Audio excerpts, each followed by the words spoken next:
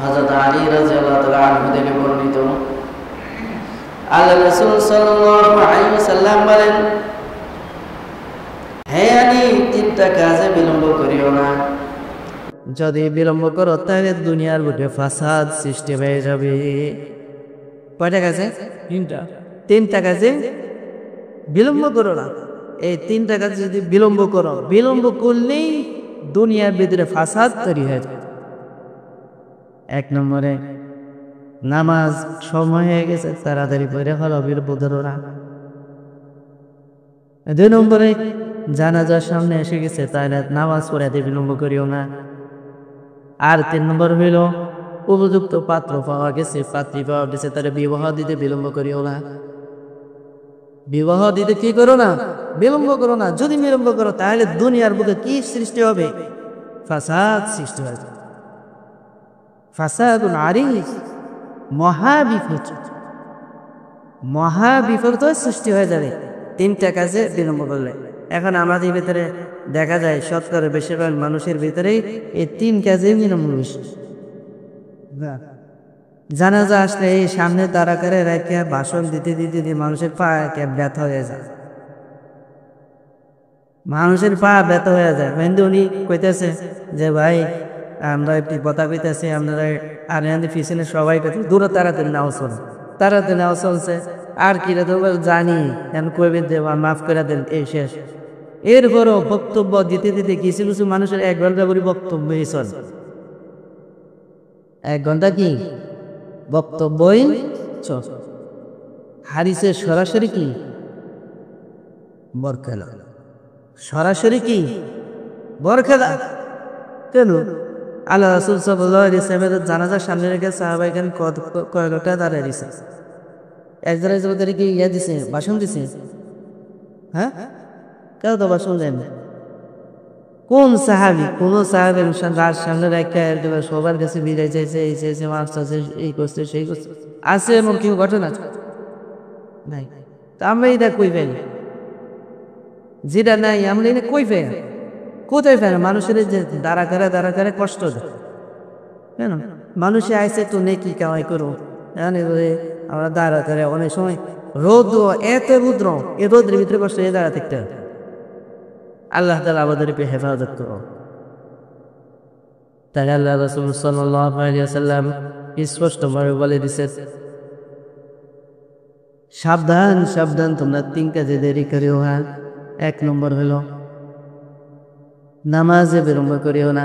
2 নম্বর হইল জানাজায় দেরি করিও না। জানাজা যখন উপস্থিত হয়ে যাবে নামাজে বিলম্ব করবা না। জানাজা যখন উপস্থিত হয়ে যাবে নামাজে কি করবা না।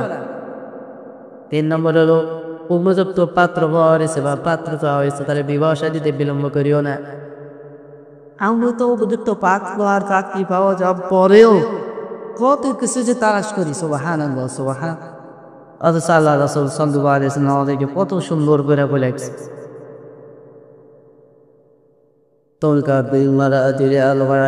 সাবধান দুনিয়ার বুকে 4টা জিনিস দেখে মানুষ বিবাহ করবার। আল্লাহ কয়টা জিনিস দেখে? কয়টা? লিমালিহা, তার সম্পদ, মানে কোর পাইরা বলেন। আল্লাহ রাসূল সাল্লাল্লাহু আলাইহি ওয়াসাল্লাম বলছে যে দুনিয়াতে মানুষ 4টা জিনিস দেখে কি করে? বিবাহ করে। দুনিয়াতে মানুষ 4টা জিনিস দেখে বিবাহ করে। 1 নম্বর হলো লিমানিহা, মানুষ ধন সম্পদ তালাশ করে। কি তালাশ করে? ধন সম্পদ। ওয়ালি হাসাবিহা, তার বংশ মর্যাদা তালাশ করে। ওয়ালি জামানিহা, তার সৌন্দর্য তালাশ করে। ওয়ালি দীনিহা, তার দিন তালাশ করে, ধর্ম তালাশ করে। ফাজফার বিজাতিল দিন, সাবধান তোমরা দিনদারি দেখে মানুষকে প্রাধান্য দিবা। তুমি সফল হও দিনকে প্রাধান্য দিয়ে। তারিবাত ইয়াদাক, আল্লাহ রাসূল সাল্লাল্লাহু আলাইহি ওয়াসাল্লাম শেষে দিয়ে দোয়া করছে যে ঠিক আছে তোমার 2 হাত আল্লাহ রাব্বুল আলামিন দুলামলিন করুন, এটা একটা দোয়া শুরু বলা। তার কয়টা জিনিস সে মানুষের বিবাহ করে? বিমালি লি হাসাবিহা, মাল, বংশ, সৌন্দর্য, দিন। কয়টা? 4টা। চারটা জিনিস দেখে মানসিক সাধারণত বিবাহ করে। তাহলে এই চারটা জিনিস দেখে বিবাহ করার আল্লাহ রাসূল সাল্লাল্লাহু আলাইহি ওয়াসাল্লাম কি করেন না, নিষেধ করেন। তবে বলছে সাবধান, দিনকে প্রাধান্য দিন। তাহলে কিভাবে?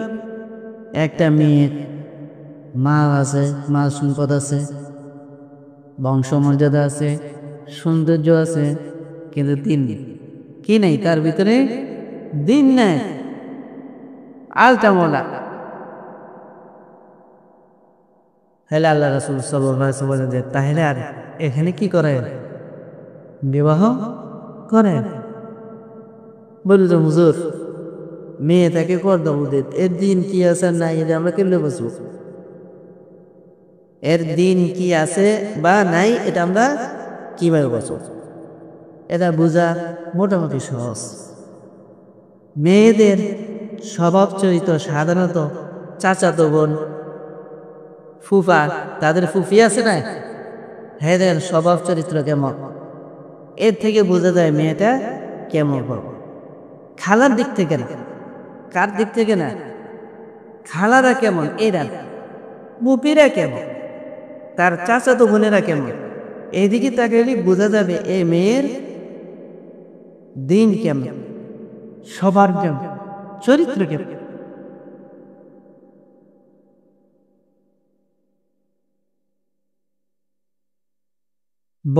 মেশকাত শরীফের একটা ব্যাখ্যা গ্রন্থ আছে, হয়তো মেরকাত হতে পারে। এটার ভিতরে একজন আল্লামা গাজালি রহমতুল্লাহ কথা উল্লেখ করছে, কেউ যদি বিবাহ করে এই আশা, কি আসে? যে মেয়ের বাপের সম্পদ আছে, আমি এর সাথে কি হয়ে যাব? সম্পদশালী হয়ে যাব। অচিরে সে গরিবের দেখা পাবে। কিসের দেখা পাবে? দারিদ্রতার দেখা পাবে। কেউ যদি বিবাহ করে এই আশায়, আরে এমপি নিয়ে তার যে সম্মান, আমারও কি হবে? সম্মান বাড়াবে। মনি বলেন যে অচিরে সে অপদস্থ হবে দুনিয়াতে, অচিরে সে কি হবে? অপদস্থ হবে।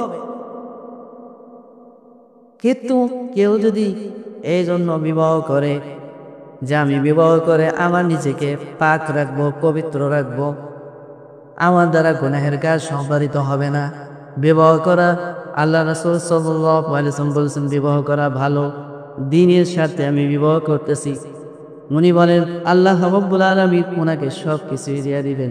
সুবহান, সব কিছুই। কিন্তু নিয়তটা কি করতে হবে? যে দিনের জন্য আমি বিবাহ করতেছি। কিসের জন্য?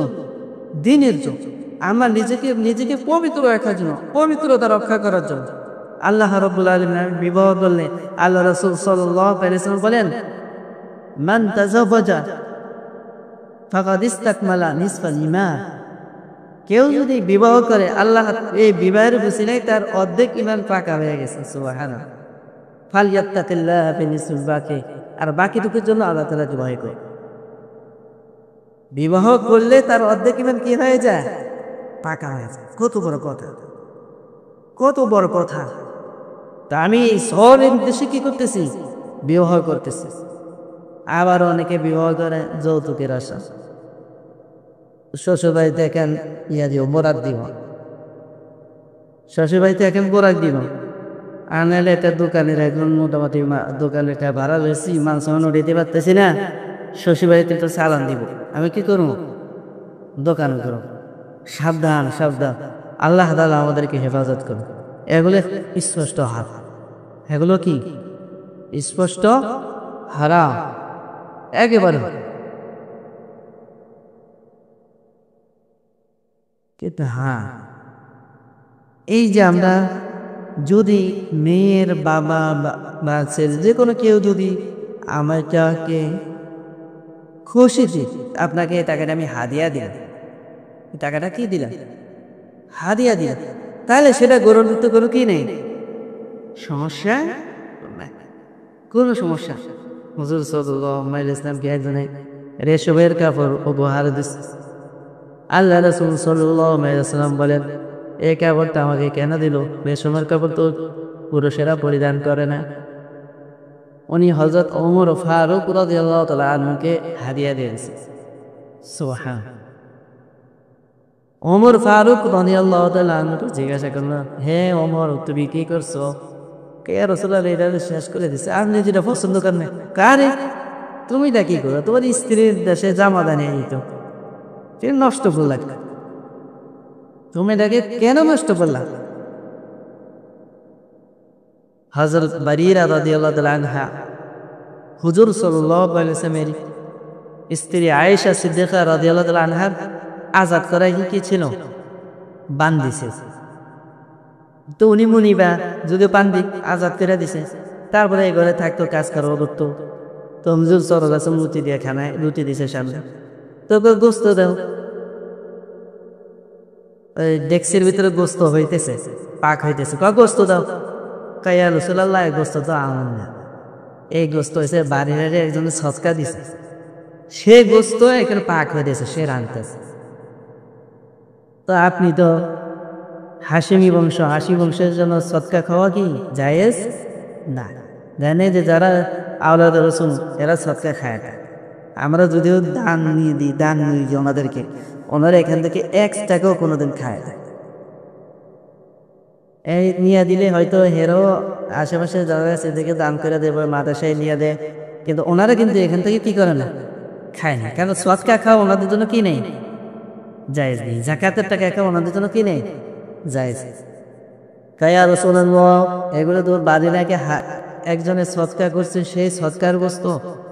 আল্লাহ রাসূল সাল্লাল্লাহু আলাইহি ওয়াসাল্লাম বলেন, ইয়া বারিরা, হে বারিরা, লাকি সাদাকাতুন ওয়া লানা হাদিয়াতুন, তোমাকে সৎকা দিছে, তুমি গরিব মানুষ, তোমাকে সৎকা দিছে যাকাতের, তোমার হাতে যখন এসেছে, এখন তুমি যদি আমাকে হাদিয়া স্বরূপ দাও, তাহলে আমার জন্য খাওয়া কি হয়ে যাবে, জায়েজ হয়ে যাবে।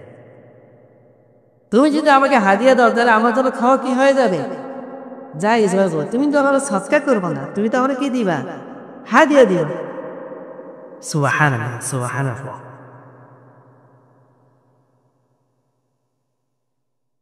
তো কেউ যদি কাউকে হাদিয়া স্বরূপ দেয়, যে জামাই দেখছি তোমার একটা কি আছে দোকানে, তুমি চালান মেতে পারতেছো না, তোমার এই টাকাগুলো আছে, হাদিয়া স্বরূপ দিলাম, সেটা আলহামদুলিল্লাহ, টাকার ভিতরে আরো বরকত হবে। কি হবে?